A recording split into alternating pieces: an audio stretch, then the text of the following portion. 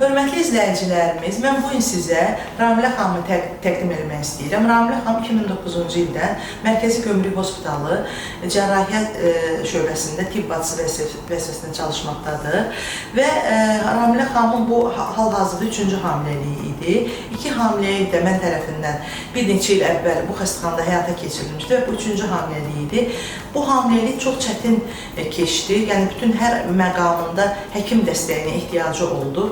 Lakin biz Ramilə xanıma xəstəxana komandası ilə bərabər öz yardımımızı göstərdik və bugün artıq Ramilə xanım ayaqdadır və 3 kilo 400 bir gözəl 50 santim boyunda bir gözəl qız övladı dünyaya gətirdi.